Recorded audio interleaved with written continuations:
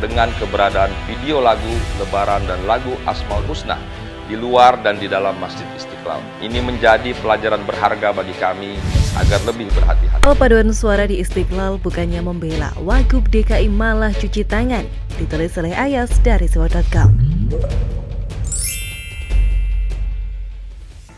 Masjid memang tempat beribadah umat Islam. Kegiatan-kegiatan lain di luar beribadah memang eloknya tidak dilakukan di dalam masjid. Bahkan jual beli saja dilarang dilakukan di dalam masjid. Tidak sedikit ulama yang melarang bernyanyi atau memainkan musik di dalam masjid. Meskipun pada praktiknya tidak sedikit umat Islam yang mendendangkan sholawat diiringi rebana di dalam masjid. Namun artikel ini bukan tentang hukum menggelar paduan suara yang dilakukan oleh Jakarta Youth Choir atau JYC. Biarkan hal itu menjadi wewenang Dewan Masjid Indonesia atau DMI atau Majelis Ulama Indonesia. Yang menarik adalah reaksi Wakil Gubernur DKI Jakarta, Riza Patria, yang tidak mau disalahkan. Sebelum saya jelaskan isi menariknya, berikut fakta-fakta seputar paduan suara yang dilakukan oleh Jakarta Youth Choir di Masjid Istiqlal. Pertama, video paduan suara yang digelar di dalam Masjid Istiqlal diunggah oleh akun Instagram Pemprov DKI Jakarta dan Wakil Gubernur Ahmad Riza Patria. Kedua, JYC yang menggelar paduan suara tersebut juga menyampaikan permintaan maafnya secara terpisah melalui akun Instagram @JKT-Youth-Choir. Salah seorang perwakilan dari JYC mengaku memproduksi karya tersebut semata-mata dengan niat baik untuk ikut memeriahkan Hari Raya Idul Fitri. Ketiga, video paduan suara yang bertemakan Asmaul Husna tersebut direkam di Masjid Istiqlal menjelang Lebaran. Keempat, pada saat merekam gambar tidak ada suara nyanyian atau iringan musik yang dilakukan di dalam masjid. Perekaman suara nyanyian dan iringan musik sudah dilakukan sebelumnya di dalam studio. Kelima, JYC sendiri adalah kelompok paduan suara binaan Dinas Pemuda dan Olahraga Pemprov DKI Jakarta. Grup ini disebut telah menorehkan prestasi baik di dalam maupun di luar negeri.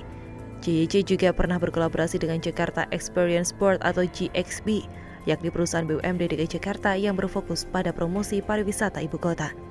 Dari fakta-fakta tersebut, saya membuat kesimpulan berikut. Pertama, JYC tidak bersalah karena hakikatnya tidak melakukan paduan suara di dalam Masjid Istiqlal. JYC hanya mengambil gambar di Masjid Istiqlal, sedangkan rekaman paduan suara diambil di dalam studio. Harusnya JYC tidak perlu meminta maaf. Umat Islam yang mengkritik mungkin memang belum paham duduk persoalannya bagaimana. Kedua, karena JYC adalah kelompok paduan suara binaan Dinas Pemuda dan Olahraga Pemprov DKI Jakarta, maka pertanggungjawaban JYC ada pada Dinas Pemuda dan Olahraga Pemprov DKI Jakarta. Apalagi video tersebut juga diposting di akun Instagram Pemprov DKI Jakarta dan Wakil Gubernur Ahmad Riza Patria. Maka sangat aneh ketika Wakil Gubernur DKI Jakarta Riza Patria enggan disalahkan soal video paduan suara Asmaul Husna di Masjid Istiqlal Jakarta Pusat. Dia bahkan menyebut produksi video tersebut bukan atas perintahnya. Riza juga menyebut Gubernur Anies Baswedan juga tak ada campur tangan dalam pembuatannya. Keduanya tak memberikan instruksi apapun kepada JYC untuk membuat video. Dia menyebut pembuatan video itu merupakan inisiatif dari pihak JYC sendiri yang berkolaborasi dengan Jakarta Experience Sport atau GXP. Pernyataan Riza Patria ini menunjukkan dia bukan tipe pemimpin yang bertanggung jawab terhadap bawahannya. Dia tipe pemimpin yang cuci tangan, enggan disalahkan jika ada kekeliruan yang dilakukan oleh bawahannya. Padahal, Jakarta Youth Choir atau JYC tidak bersalah karena hakikatnya tidak melakukan paduan suara di dalam Masjid Istiqlal. Seharusnya tidak perlu meminta maaf dan cuci tangan. Video tersebut mungkin atas inisiatif JYC, bukan perintah Anies dan Riza Patria. Namun tak elok jika seorang pemimpin cuci tangan dan enggan disalahkan atas apa yang dilakukan oleh bawahannya.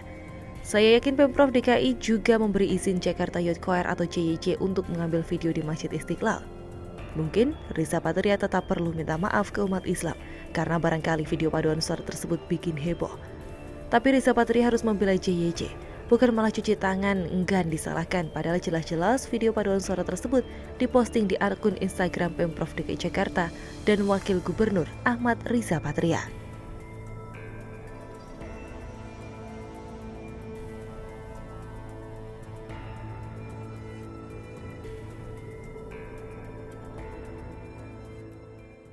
Bersaing ketat dengan Prabowo dan Ganjar Pranowo. Coba selain kedua tokoh ini, adakah tokoh atau pimpinan partai yang namanya moncer seperti dia?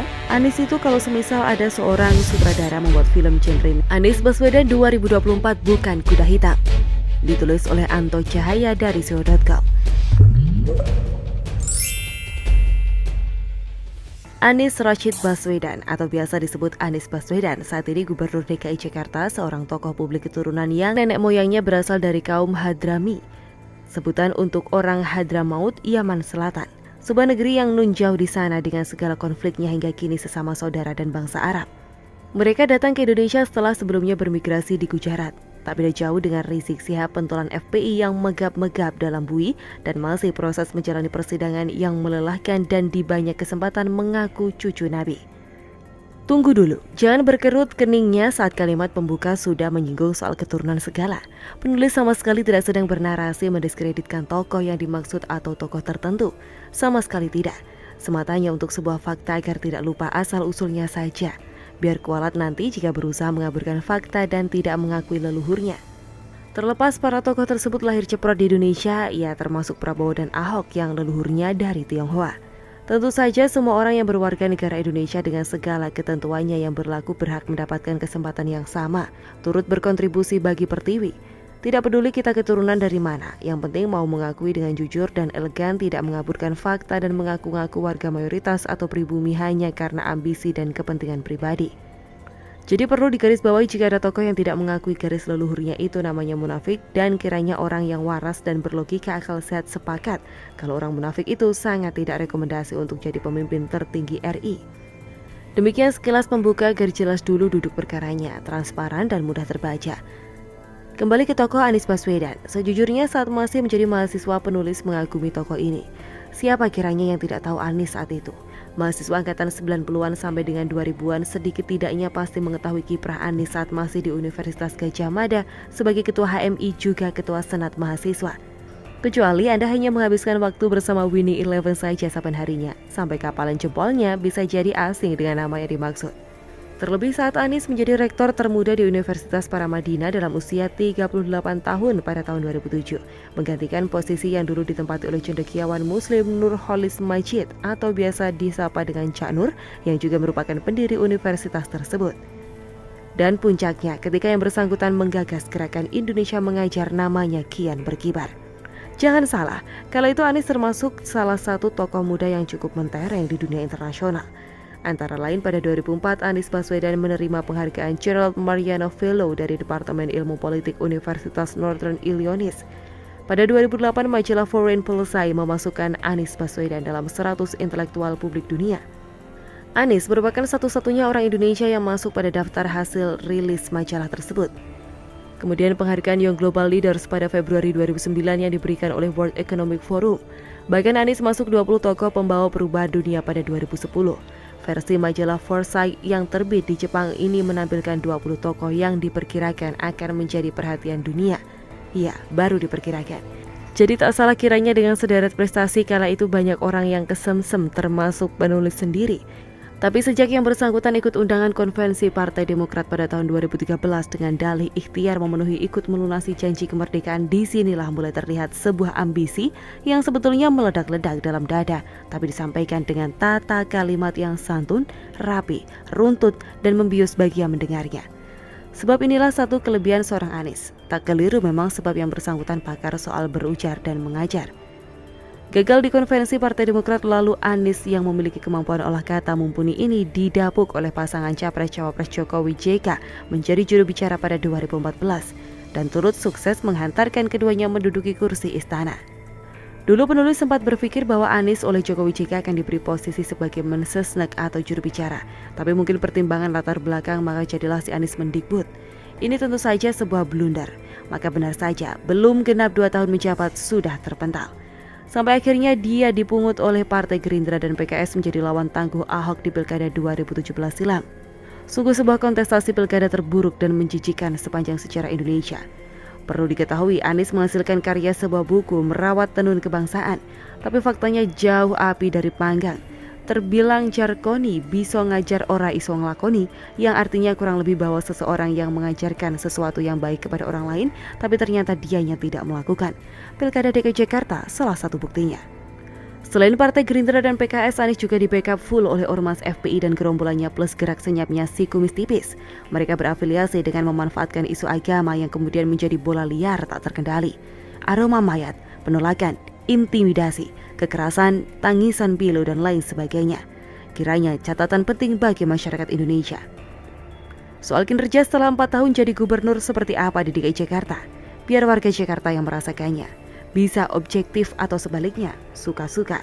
Tahun 2022 masa pemerintahan Anies di DKI Jakarta akan berakhir. Jika benar bahwa baik pileg maupun pilkada bakal diadakan serentak pada tahun 2024, maka ada masa selama 2 tahun Anies tanpa jabatan strategis. Tanpa jabatan, apakah itu artinya karir Anies habis? Oh, tentu saja tidak. Banyak pengamat yang mengatakan masa sulit bagi Anies karena tidak ada panggung untuk 2024. Bagi penulis, tidak. Ingat, Anies itu bukan pimpinan partai, jadi dia bebas kesana kemari lincah sekali. Bahkan saat masih menjabat saja sampai belusukan ziarah ke makam-makam keramat.